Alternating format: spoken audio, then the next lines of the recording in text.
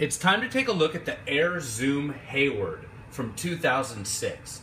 And as you can see, I've got two pairs of these shoes in the University of Oregon colors, and check out those price tags, $24.99. I actually got four pairs of these shoes at $24.99 a pop, and I've sold off two pairs and kept two for myself. You'll notice that the boxes right here have a red POS stamp. See it right over there? POS stands for point of sale.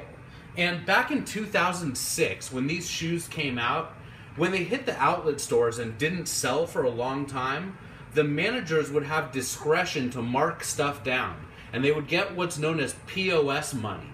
Corporate would send each store a certain amount of POS dollars for them to go through and mark down their old inventory. So a shoe like this that maybe was $59.99 and sat around would eventually get marked down to $24.99, and they would use up all the money that Nike allocated to each store to get rid of some of this inventory. One of the bummers about the POS shoes from this era, check this out, they used to also stamp the inner tags right there with a POS. And it sucks because when you wear the shoes, sometimes that red ink will rub off on your socks. Also, it makes it difficult to resell the shoes, which is, I think, the main reason why the Nike stores stamp them. But they don't really do this stuff so much anymore. Most of the markdowns at the Nike outlets are handled from the corporate level, and they're not really giving discretion to the managers where they're like, okay, here's $10,000 for you to mark down some of your old inventory.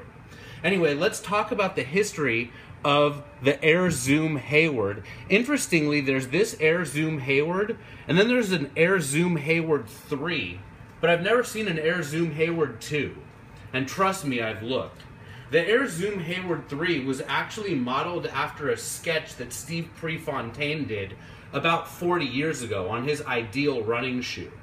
The ShoeZeum Hayward 1 that you're looking at here says pre-lives on the insole right here, and this was part of the Bowerman series of runners.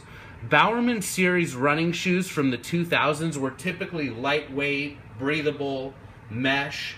As you can see, the upper of this shoe is made out of mesh, and it's got these funky little rubber cables that are almost the predecessor to Flywire. Flywire was really becoming big a couple years after 2006, and you can see right here, I swear it's like the precursor to Flywire. This cool outsole right here is a common thing from some of the Bowerman shoes from this era. Pegasus, Air Skylons, to name a few. Maybe the Air Max Moto would have been another one with similar outsoles.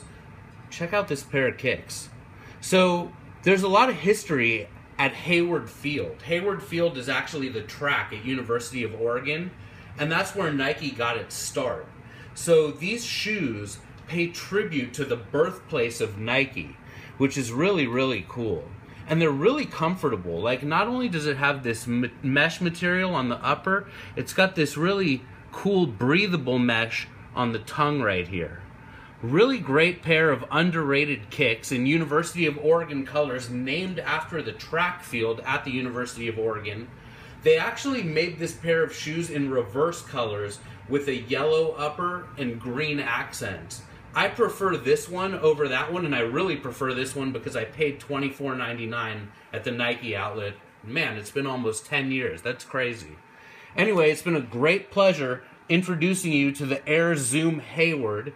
I'll do a review on the ShoeZeum Hayward 3, and I'm going to keep looking for that ShoeZeum Hayward 2.